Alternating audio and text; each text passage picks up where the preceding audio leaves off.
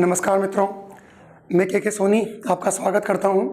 हम लोग जो चर्चा कर रहे थे दोस्तों, वो विशेषणों पे बात हो रही थी और विशेषणों पर अब तक हम ये बात कर चुके हैं कि जो संज्ञा और सर्वनाम की विशेषता बताएं उन्हें हम विशेषण कहते हैं। जिन संज्ञा और सर्वनामों की विशेषता बताई जाती है वो विशेष्य कहलाते हैं। और हमने एक वाक्य लिया था, कोई भी आप वाक्य ले सकते हैं, जैसे मोहन खाना खा रहा है। तो इसमें मोहन जो शब्द है ये कर्ता है, तो साथ में ये उद्देश्य भी है ना। तो उद्देश्य की सूचना देने वाला जो वाक्य का पूरा शेष भाग होता है वो कहलाता है विधेय। तो उद्देश्य समझ में आना चाहिए, विधेय समझ में आना चाहिए। अब एक और चीज़ आपको समझ में आती है, हमने विशेषणों के दो रूपों की बात की थी। एक तो हमने बात की थी विशेष्य विशेषण और दूसरा हमने बात की थी विधेय विशेषण।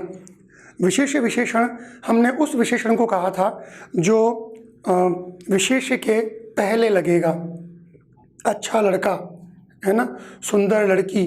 तो अच्छा लड़का सुंदर लड़की में अच्छा और सुंदर, ये लड़का और लड़की इन दोनों विशेष्य के पहले लग रहे हैं, तो ये जो विशेषण कहलाएंगे विशेष्य विशेषण कहलाएंगे। अब आता है विधेय विशेषण, है ना।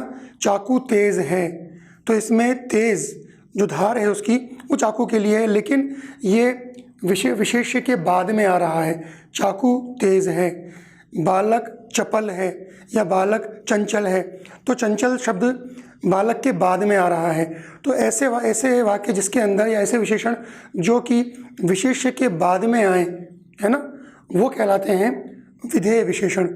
इसके बाद में हमने विशेषणों के रूपों की, विशेषणों के भेदों की चर्चा की थी और मैंने आपको बताया था कि इसके 4 भेद हैं, जिनमें से हमने सबसे पहले गुणवाचक विशेषणों पर चर्चा की थी। और गुणवाचक विशेषणों के बारे में मैंने आपको बताया था कि जो किसी भी विशेष्य के या संज्ञा सर्वनाम के गुण, रूप, आकार, स्वाद, गंध इत्यादि की सूचनाएं देते हैं, इत्यादि विशेषताओं को प्रकट करते हैं, ऐसे विशेषण गुणवाचक विशेषण कहलाते हैं। हमने गुणवाचक विशेषणों के 10 भेद भी जाने थे। जो लोग ये नहीं जानते कि भी इस तरह की बातें हमने की हैं, वो एक बार पहले विशेषणों का जो पहला भाग है उस वीडियो को देख जाएं। फिर हमने ये भी चर्चा की थी गुणवाचक विशेषणों के अंदर कि उसमें कुछ शब्दों का प्रयोग किया जाता है, जैसे सा, बड़ा सा मकान, है ना, भारी सा सर। तो ये जो सा शब्द का प्रयोग है, सी शब्द का प्रयोग है, छोटी सी दुकान, है ना, छोटी सी बात, इनमें जो सी शब्द का प्रयोग है ये भी गुणवाचक विशेषणों में लगता है।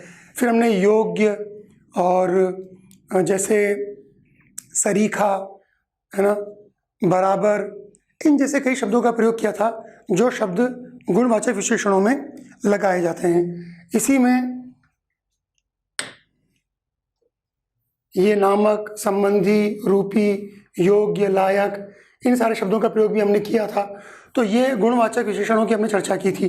अब हम उसके आगे बढ़ेंगे, हमारे अगले भेद पर चलेंगे और हमारा अगला भेद है संख्यावाचक विशेषण।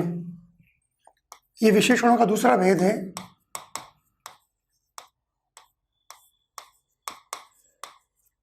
संख्यावाचक विशेषण क्या होते हैं? संख्यावाचक विशेषण असल में जो विशेष्य है या संज्ञा और सर्वनाम है उसकी संख्या संबंधी विशेषताओं को प्रकट करते हैं। ठीक है,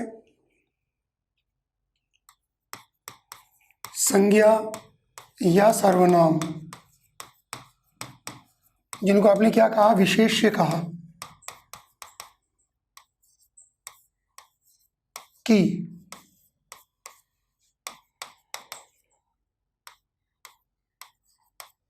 संख्या संबंधी विशेषता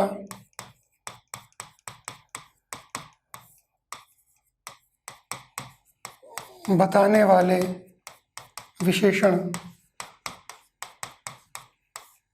संख्यावाचक विशेषण कहलाते हैं।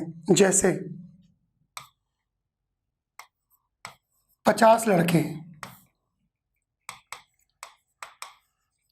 अब लड़के कितने हैं? 50, तो संख्या बताई जा रही है। इसमें एक चीज़ और हो सकती है, हम ऐसे भी लिख सकते हैं 50 लड़के,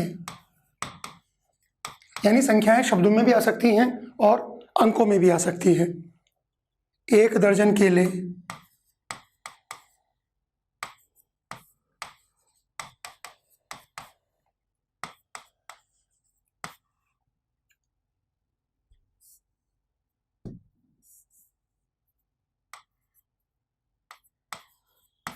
1 दर्जन केले, इसको हम ऐसे भी लिख सकते हैं 1 दर्जन केले। ठीक है। अगला जैसे कई व्यक्ति, कई व्यक्ति, ये कई शब्द भी या बहुत से लोग, तो ये जो कई बहुत ये जो शब्द हैं ये व्यक्ति या लोगों की विशेषता बता रहे हैं, संख्यावाचक बता रहे हैं, क्योंकि भले ही कई शब्द से ये पता नहीं चलता हो कि वो कितने थे, लेकिन गिने जा सकते हैं, उनकी संख्या कितनी है ये पता लग सकता है, संख्या में कितने लोग हैं, बहुत सारे हैं, है ना, तो संख्यावाचक विशेषता है। बहुत से रुपए,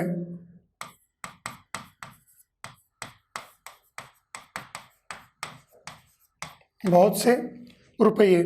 देखो रुपया शब्द जो होता है ना, रुपया, रुपया, इसके अंदर र में कौन सी ऊ की मात्रा है मित्रों? अगर आप ये बोलते हो कि र के अंदर छोटे ऊ की मात्रा है तो बिल्कुल सही है ना। छोटे ऊ की जो मात्रा होती है वो बिना गुंडी वाली होती है र के अंदर, और बड़े ऊ की मात्रा गुंडी वाली होगी। रूप में बड़े ऊ की मात्रा है तो इसमें गुंडी लग रही है और इसमें गुंडी नहीं लग रही है। ये हमने रुपया लिखा है बिना गुंडी वाला, छोटे ऊ की मात्रा। चलिए देखिए, जो संख्यावाचक विशेषण होते हैं इनके 2 भेद होते हैं। वो 2 भेद कौन कौन से हैं? एक निश्चित संख्यावाचक और दूसरा अनिश्चित संख्यावाचक।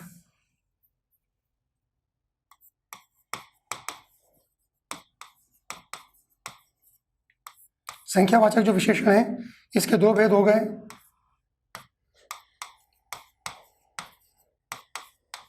निश्चित संख्यावाचक विशेषण और दूसरा अनिश्चित संख्यावाचक विशेषण। देखो बहुत से रुपए कितने हैं पता नहीं, अनिश्चित है। कई व्यक्ति अनिश्चित है। 1 दर्जन निश्चित है, गिन रखे हैं 12 है तो निश्चित। 50 लड़के निश्चित। ठीक है, तो संख्यावाचक के हमने 2 भेद किए, निश्चित संख्यावाचक विशेषण और अनिश्चित संख्यावाचक विशेषण। इसमें कंफ्यूज होने की जरूरत नहीं है। सबसे पहले हम बात कर रहे हैं संख्यावाचक विशेषणों के बारे में। ये संख्या संबंधी विशेषता बताएगा। इस संख्यावाचक विशेषण के हमने फिर 2 भेद कर दिए, एक निश्चित संख्या बताने वाले और एक अनिश्चित संख्या बताने वाले। ठीक है, निश्चित संख्या बताने वाले या निश्चित संख्यावाचक जो विशेषण है इनके भी कुछ भेद हैं, जरा उनकी चर्चा कर ली जाए। अब आ गए हम निश्चित संख्यावाचक।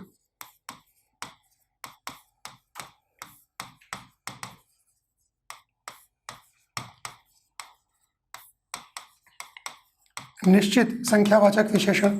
निश्चित संख्यावाचक विशेषण के निश्चित संख्यावाचक विशेषण के हम 5 भेद करते हैं। सबसे पहला गणनावाचक। अभी हम इन सबको विस्तार से समझने का प्रयास करेंगे, अभी तो आप केवल नोट करें। गणनावाचक ये क्या बताएगा? ये गिनती के बारे में हमें जानकारी देगा। दूसरा क्रमवाचक, पहला दूसरा तीसरा चौथा जो क्रम है उस क्रम में तीसरा बालक है ना, चौथी पंक्ति का तीसरा बालक, तो चौथी पंक्ति तीसरा बालक, ये क्रम संबंधी विशेषताएं हैं। आवृत्ति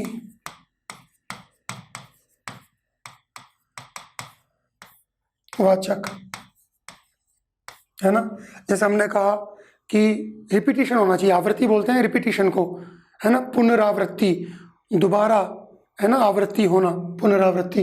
तो आवृत्ति वाचक में क्या क्या आ जाएगा?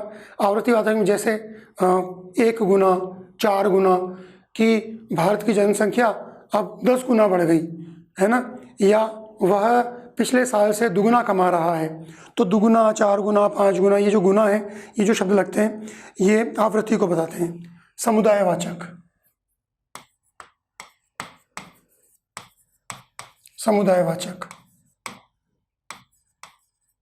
है ना, जैसे मान लो चार बच्चे कहीं खड़े हुए हैं, 4 लोग कहीं खड़े हुए हैं और मैं कहूँ कि चारों इधर आओ, मतलब मैं उसमें 3 को नहीं बुला रहा हूँ, मैं सबको बुला रहा हूँ। तो चारों शब्द से मैं ना उस समूह से तात्पर्य चारों इधर आओ, है ना, या जैसे मान लीजिए ये दोनों केले तुम खाओगे, दोनों केले, तो दोनों शब्द जो हुआ ये केलों की समुदायवाचक विशेषता बताता है। संख्या तो यही सही, दो आ गया इसके अंदर। चौथा है प्रत्येक बोधक।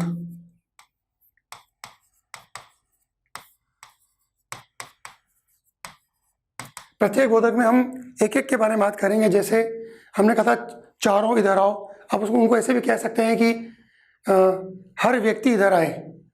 तो हर व्यक्ति मतलब अब हमने चारों को इंडिविजुअल अलग अलग कर दिया, यानी प्रत्येक व्यक्ति से इंडिविजुअल बात कर रहे हैं, है ना। दोनों मतलब प्रत्येक केला तुम ही खाओगे, प्रत्येक केला तुम ही खाओगे। पहले हमने कहा था दोनों केले तुम खाओगे, समुदायवाचक। प्रत्येक केला तुम ही खाओगे, यानी जो दो अलग अलग केले हैं उनमें से हम इंडिविजुअल दोनों केलों को मानते हुए बात करना चाह रहे हैं। तो ये इसके 5 प्रकार हो गए। किसके? निश्चित संख्यावाचक विशेषण के। अब निश्चित संख्यावाचक विशेषण के जो 5 प्रकार हैं उनमें से एक एक प्रकार को हम लेते हुए चलते हैं। सबसे पहला आएगा गणनावाचक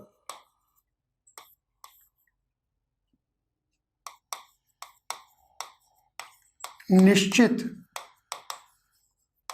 संख्यावाचक विशेषण।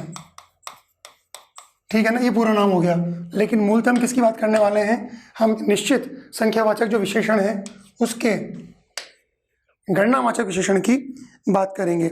गणनावाचक विशेषण के अंदर सबसे इंपॉर्टेंट चीज़ ये आती है कि इसके अंदर गिनती की जाएगी, और गिनती 2 तरह से हो सकती है। जैसे हम पूर्णांकों में बात कर सकते हैं कि 4 केले, 50 आदमी, है ना, या 2 किलो या 2 लीटर दूध, 2 किलो फल, इन सब के अंदर हम पूर्णांकों की बात कर रहे हैं। या हम कई बार हम ये भी कह देते हैं कि जैसे आधा पाव काजू। अब इसके अंदर हमने क्या किया, हमने पूर्णांक में नहीं रखा, हमने उसको आधा पूरा कर दिया। जैसे पौन किलो, तो पौन, आधा, ये जो शब्द हैं ये अपूर्णांक हैं। इस आधार पर हम इस गणनावाचक को भी 2 भागों में बांट देते हैं, एक पूर्णांक बोधक और दूसरा अपूर्णांक बोधक। इसके 2 भेद हैं। पहला पूर्णांक बोधक और दूसरा अपूर्णांक बोधक।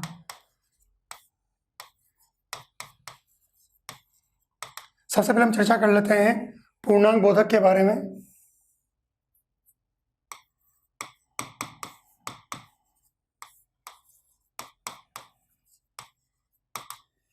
देखो,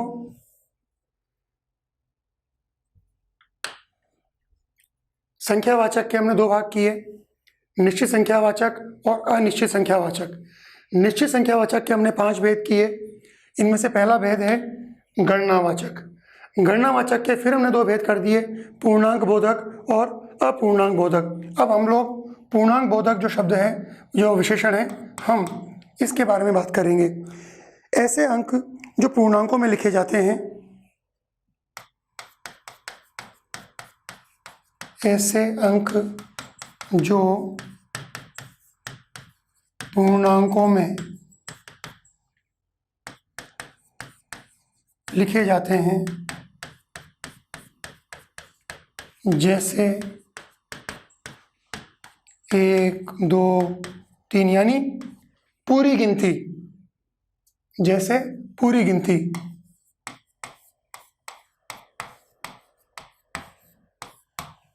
ठीक है, इकाई, दहाई, सैकड़ा, ये सब भी।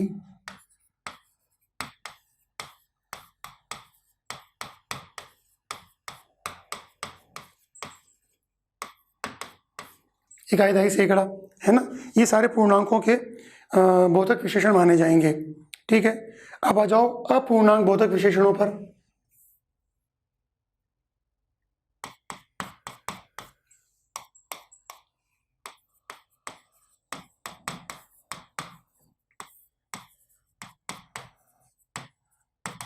अपूर्णांक बोधक विशेषण कौन कौन से हैं?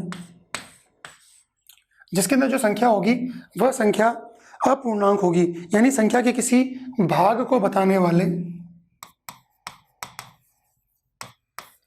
संख्या के किसी भाग को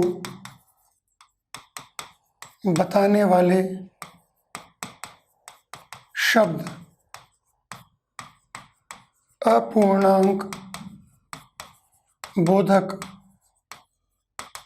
विशेषण हैं। ठीक है, जैसे पाव, आधा, चौथाई, सवा,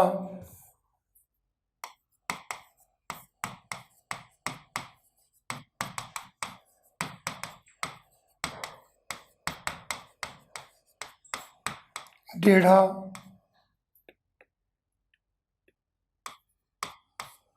डेढ़ा, अढ़ाई,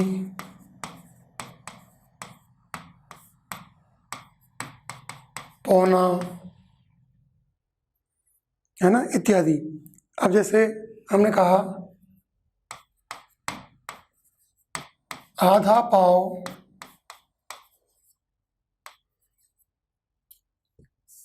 आधा पाव घी, आधा पाव घी। जैसे हमने कहा सवा सेर दूध, सवा सेर दूध। जैसे 14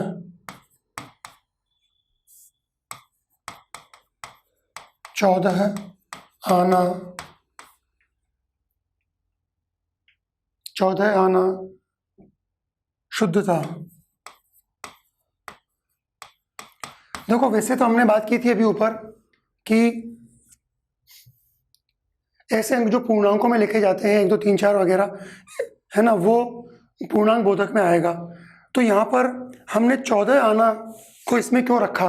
क्योंकि ध्यान रखिए जब भी हम प्राचीन रुपए की बात करेंगे तो 16 आने का 1 रुपया होता है। तो अगर 16 आने का 1 रुपया हो गया तो 14 आना क्या हो गया? 14 आना उसका एक भाग हो गया, किसका? रुपए का।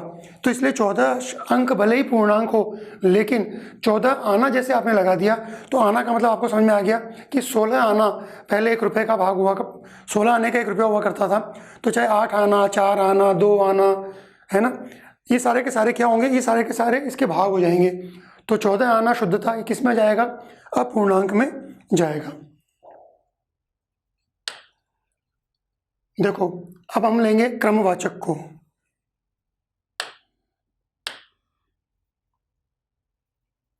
दूसरा भेद है ये। क्रमवाचक में क्या होगा कि उसका पंक्ति में या उसका क्रम में कौन सा अंक है उसके बारे में चर्चा होती है। इसमें किसी वस्तु को उसके क्रम के अनुसार सूचित किया जाता है।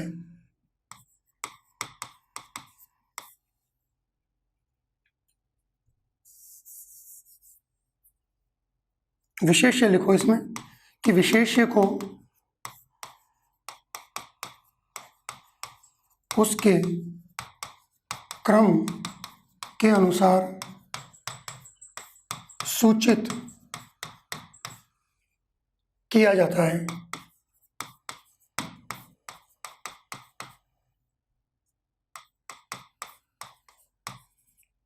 ठीक है, विशेष्य को वो किस क्रम में आ रहा है उसके अनुसार सूचित करेंगे। जैसे अच्छा, दूसरी बात, यह हमेशा पूर्णांक में रहेगा।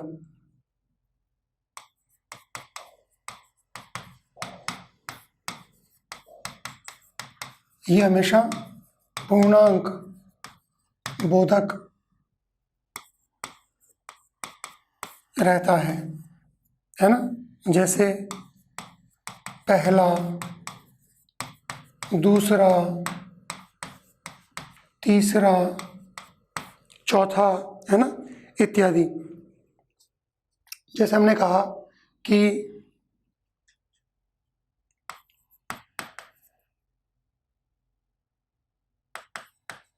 40वां भाग,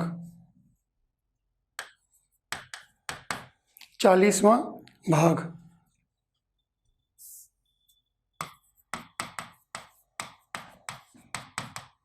40वां भाग, चौथा आदमी, तीसरी पंक्ति, 5वां बालक। तो ये जो आएंगे ये क्रम के हिसाब से आ रहे हैं कि उनका ऑर्डर में, पंक्ति में उनका कौन सा क्रम है। तो ये हो जाएगा क्रमवाचक। इसी में आप हिंदी की तिथियों को रखते हो, है ना। हिंदी की तिथियां भी इसी में रहेंगी।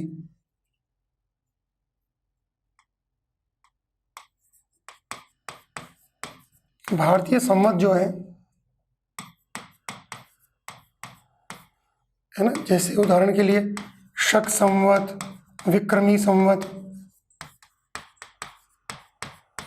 इत्यादि,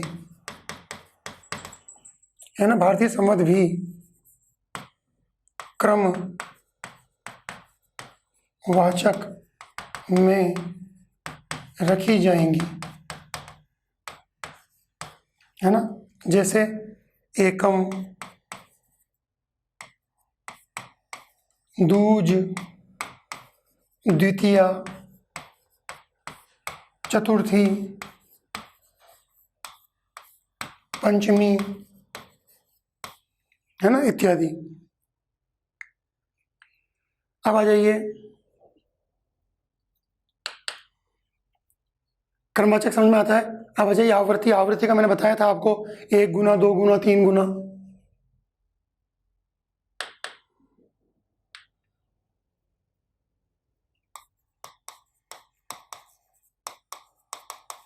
आवृत्ति वाचक, आवृत्ति वाचक का मतलब पूर्णांक शब्द, बोधक शब्दों में गुना और हरा लगाकर आप आवृत्ति वाचक विशेषण बनाते हैं।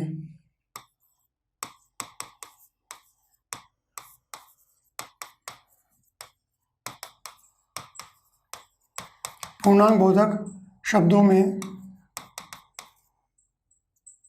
पूर्णांक बोधक शब्दों के अंदर गुना और हरा लगाकर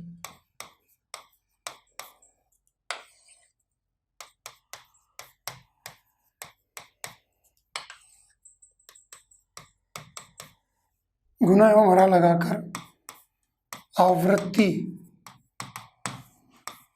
वाचक विशेषण बनाते हैं। जैसे, है ना, हमने कहा 1 गुना, या हम कह सकते हैं 1 हरा।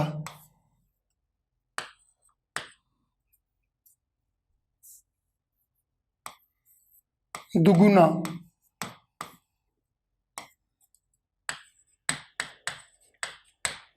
2 हरा, है ना।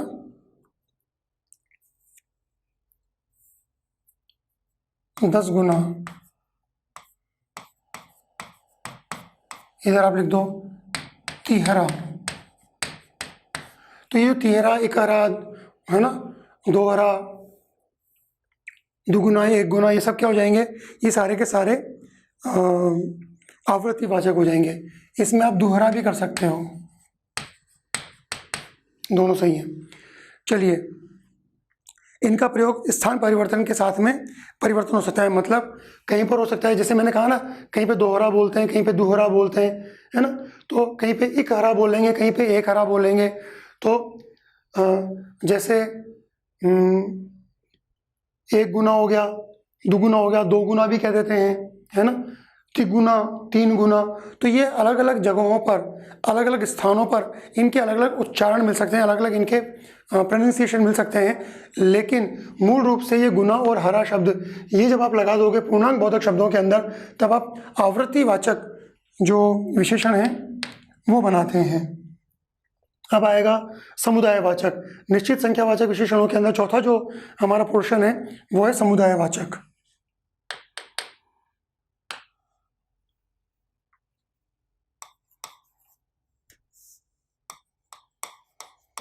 मैंने बताया था समुदाय के अंदर जितने भी लोग हैं उन सबको सूचित, सबको इंगित करना, सबकी विशेषता बताने वाला समुदाय बोधक। समुदाय बोधक के अंदर इनसे पूर्णांक बोधक संज्ञा के समुदाय का बोध होता है। पूर्णांक बोधक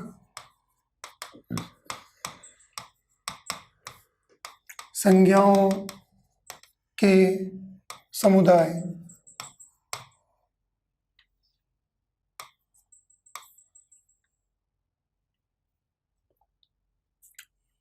विशेष्य लिखा करो इसको हमेशा।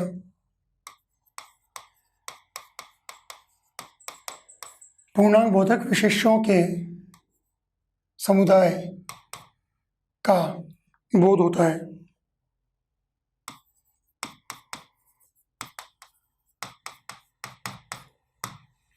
ठीक है, जैसे क्या क्या उदाहरण लेंगे देखो इसमें। 2500 मजदूर,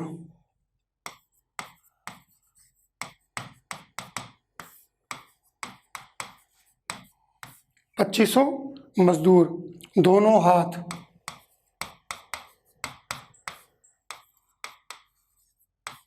दोनों हाथ, 16 कलाएं,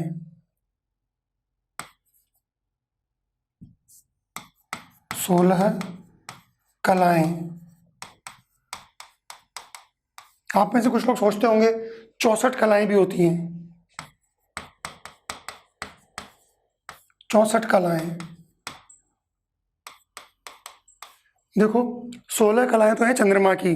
चंद्रमा का जो घटना और बढ़ना होता है वो इनमें नापा जाएगा 16 कलाओं के अंदर। और 64 कलाओं के अंदर चित्रकारी, गायकी, संगीत, नृत्य, ये जितनी भी होती हैं इस तरह की कलाओं को 64 कलाएं कहते हैं। तो 64 कलाएं, 16 कलाएं, 2500 मजदूर, दोनों हाथ, है ना, 5 उंगलियां,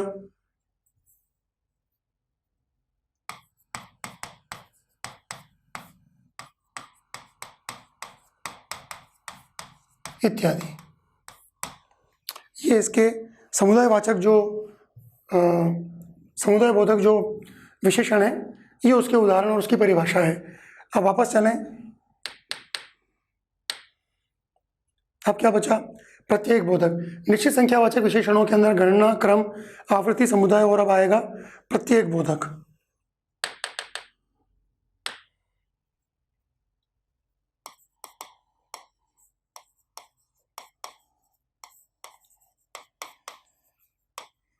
प्रत्येक बोधक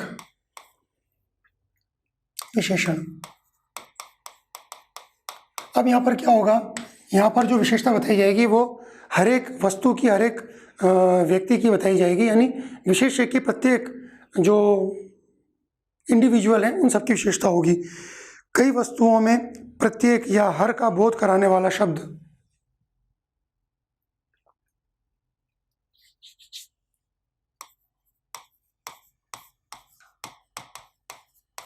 कई वस्तुओं में प्रत्येक या हर वस्तु का बोध कराने वाले शब्द क्या कहलाते हैं? प्रत्येक बोधक विशेषण।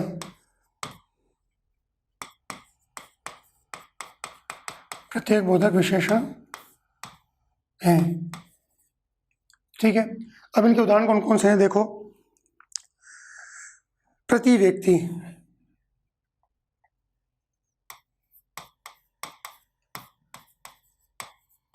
प्रति व्यक्ति, ठीक है, प्रति व्यक्ति, हर साल, हर दिन, प्रतिदिन,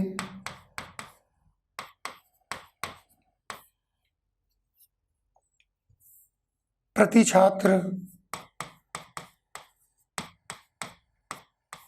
ठीक है, कि भाई प्रति छात्र 100 रुपये दिए जाएंगे ताकि वो पेन पेंसिल वगैरह खरीद सके। प्रति छात्र। फी आदमी, ये फारसी का आ गया फी, फी आदमी, वही प्रत्येक व्यक्ति की बात चल रही है। चलिए, प्रत्येक बोधक जो था ये हो गया निश्चित संख्यावाचक के भेद। अब हम आएंगे अनिश्चित संख्यावाचक के अंदर। अनिश्चित संख्यावाचक में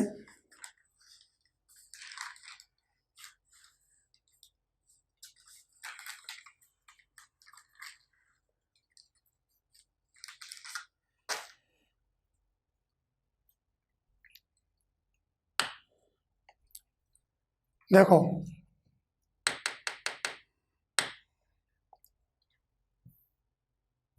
संख्यावाचक के दो भेद थे, निश्चित संख्यावाचक और अनिश्चित संख्यावाचक। इसमें से निश्चित संख्यावाचक के हमने 5 भेद पढ़ लिए। अब हम अनिश्चित संख्यावाचक पर आएंगे।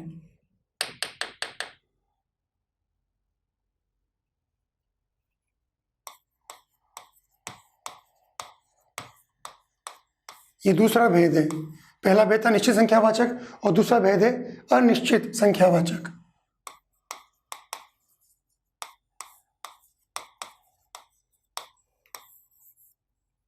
अनिश्चित संख्यावाचक में ऑब्वियसली समझ में आ जाना चाहिए कि जो संख्याएं होंगी वो निश्चित नहीं होंगी, बहुत, थोड़ी, कम, ज़्यादा, सारे, इस तरह के शब्द। देखिए, जिस विशेषण से किसी निश्चित संख्या का बोध न हो,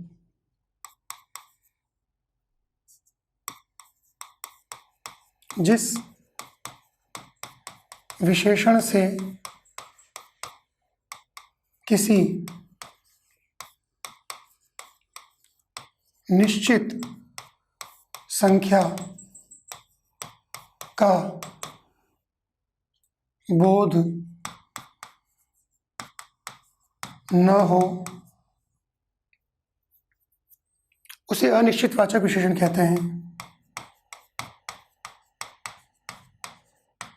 उसे अनिश्चित वाचक विशेषण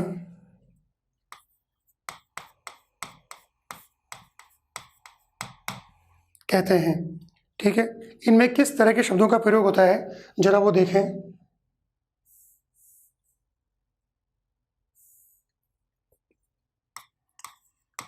इसमें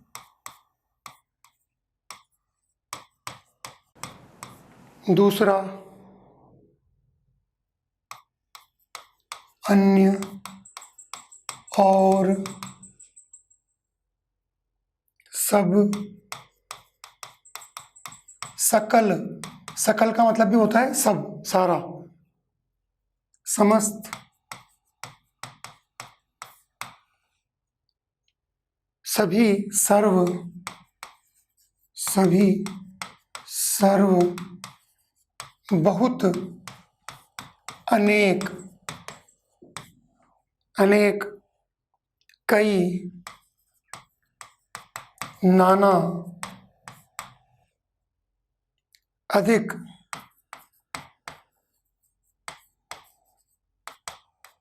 ज्यादा, कम, कुछ, थोड़ा,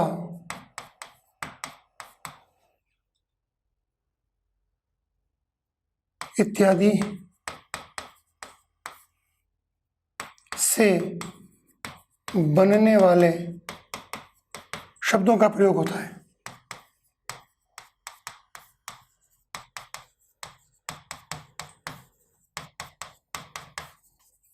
देखिए,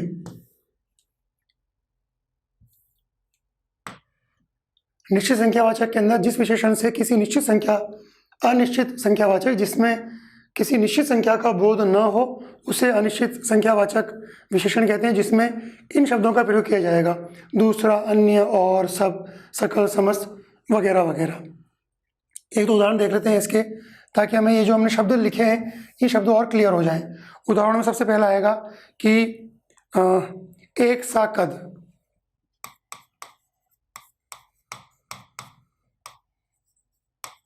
कि भाई इन दोनों का कद एक सा है।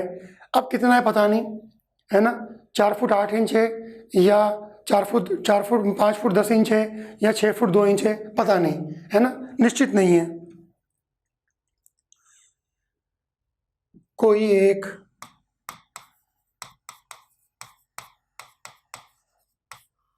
है ना, कोई एक, इसमें भी निश्चित नहीं है कि कौन सा वाला एक, कोई एक। 10 एक, वहाँ कितने आदमी थे, वहाँ पर 10 एक आदमी थे, पता नहीं है, 8 9 भी हो सकते हैं, 11 12 भी हो सकते हैं, कोई 10 एक आदमी थे, तो निश्चित नहीं है 10 एक। कुछ लड़के मैदान में खेल रहे थे।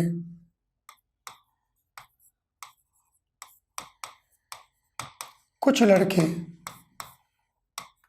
मैदान में खेल रहे थे। अब देखो कुछ लड़के कितने हैं पता नहीं, 5 भी हो सकते हैं, 8 भी हो सकते हैं, 10 भी हो सकते हैं, 15 भी हो सकते हैं। तो इस कुछ शब्द से पता नहीं चल रहा है कि वहाँ पर कितने बालक हैं। अब चूंकि ये पता ही नहीं चल रहा है कितने बालक हैं, तो इसका मतलब क्या निकल कर आएगा? इसका मतलब ये अनिश्चित संख्या को बता रहा है, और अनिश्चित संख्या को बता रहा है तो अनिश्चितवाचक संख्यावाचक विशेषण में चला जाएगा। मेरे पास बहुत से पेन हैं।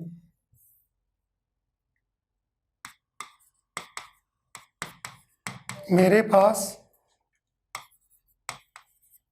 बहुत से पेन हैं, है ना? एक पेन नहीं है, बहुत सारे हैं। अब संख्या नहीं बताई मैंने आपको, 5 है कि 4 है कि 2 है कि 10 हैं, बहुत सारे हैं। बस थोड़े पन्ने लिखने बाकी हैं।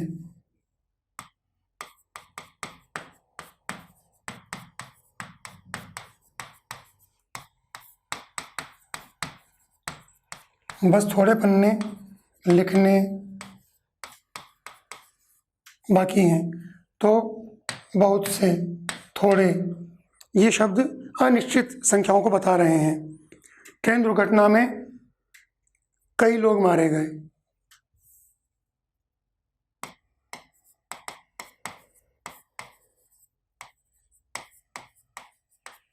ट्रेन दुर्घटना में कई लोग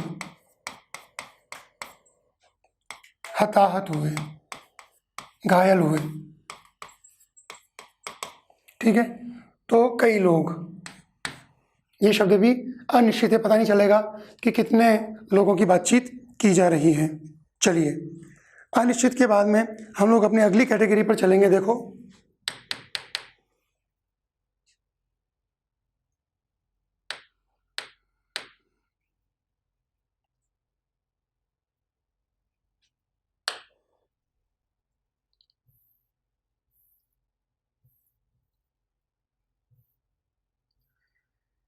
संख्यावाचक विशेषण हो गए। संख्यावाचक विशेषणों के पहले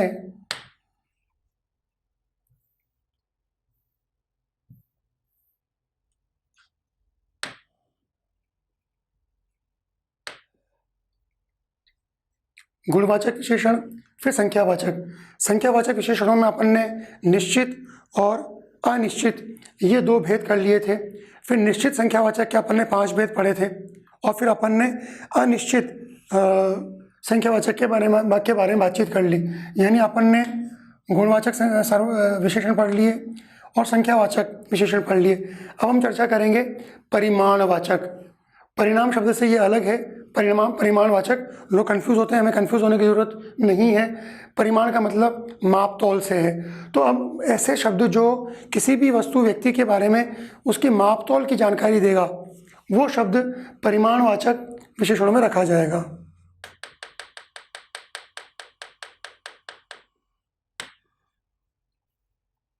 तीसरी हमारी श्रेणी आ गई परिमाणवाचक विशेषण। जो परिमाणवाचक विशेषक है, इसको भी हम 2 भागों में रख सकते हैं। पहले हम ये समझ लें कि परिमाणवाचक विशेषण क्या होते हैं, कि जो विशेषण मापतोल को बताते हैं वो परिमाणवाचक में रखे जाते हैं। जो विशेषण विशेष्य की मापतौल संबंधी विशेषता का बोध कराए, परिमाणवाचक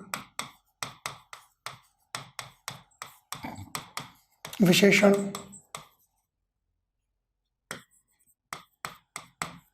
कहलाता है। ठीक है, जैसे 15 ग्राम, है ना, या 10 किलो, इस तरह के विशेषण वो आएंगे इसमें, उदाहरण भी आ जाएंगे सामने। परिमाणवाचक जो विशेषण है, इन परिमाणवाचक विशेषणों को भी हम दो भेदों में बांटते हैं। परिमाणवाचक विशेषण के दो भेद हैं, है ना, कौन कौन से? पहला, निश्चित परिमाणवाचक,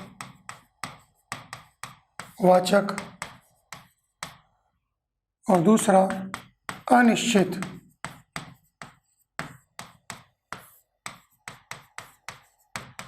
परिमाणवाचक। निश्चित परिमाणवाचक और अनिश्चित परिमाणवाचक। अब हम लेते हैं निश्चित परिमाणवाचक को।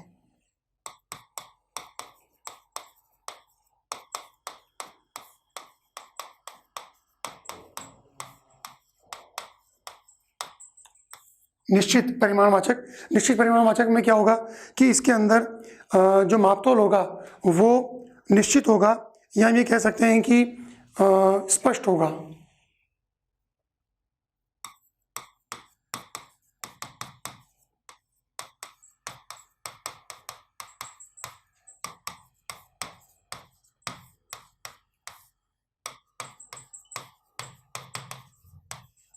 इसमें मापतोल निश्चित रूप से प्रकट होता है, कोई कंफ्यूजन नहीं रहता उसके अंदर। जैसे हमने उदाहरण लिया 5 मीटर कपड़ा,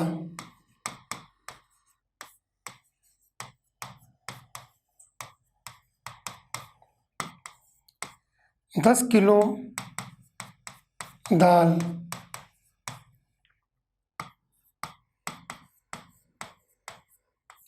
5 लीटर दूध,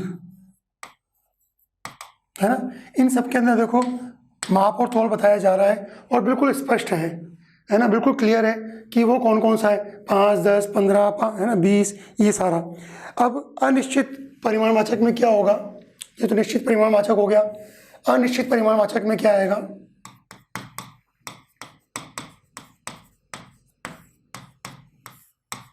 अनिश्चित परिमाणवाचक, इसके अंदर मापतोल जो होगा वो अनिश्चित रूप से प्रकट होगा, मतलब क्लियर नहीं होगा।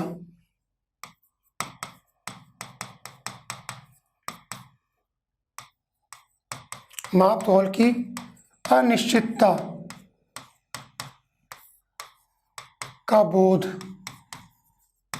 कराने वाले विशेषण। ठीक है, अब इसमें क्या क्या उदाहरण आएंगे देखो। जैसे बहुत गायें, कितनी गायें पता नहीं,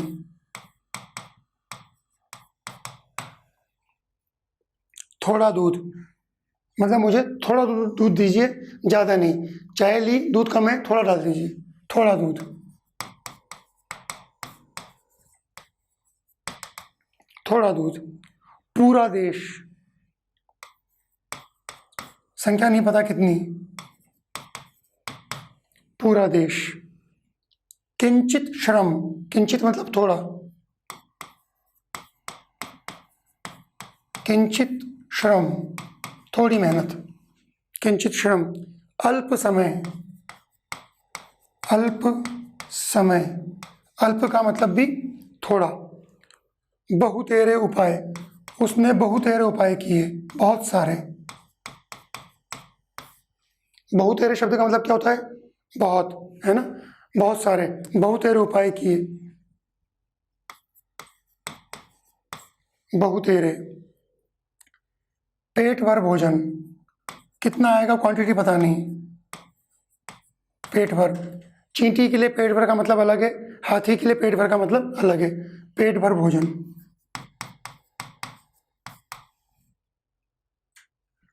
जरा कम, ये क्लियर नहीं हो रहा है, कितना कम, जरा कम। यथेष्ट परिणाम, यथेष्ट परिणाम। जो रिजल्ट था वो जैसा इष्ट किया गया था, यथेष्ट गुण संधि है, हम पढ़ चुके हैं इसको, यथा इष्ट। तो यथेष्ट का मतलब क्या हुआ कि जैसा इष्ट किया गया था, जैसा सोचा गया था वैसा परिणाम, है ना, वैसा रिजल्ट, यथेष्ट परिणाम। ठीक है मित्रों, ये परिमाणवाचक अभी हमारा सार्वनामिक विशेषण जो अंतिम भेद है वो बाकी रहता है, और उसके अलावा विशेषण को लेकर बहुत सारे प्रश्न बनते हैं जिनके बारे में हमें चर्चा करनी होगी, और उसके लिए मुझे अलग से वीडियो की ज़रूरत पड़ेगी। तब तक के लिए हम लोग अनुमति लेते हैं एक दूसरे से। नमस्कार।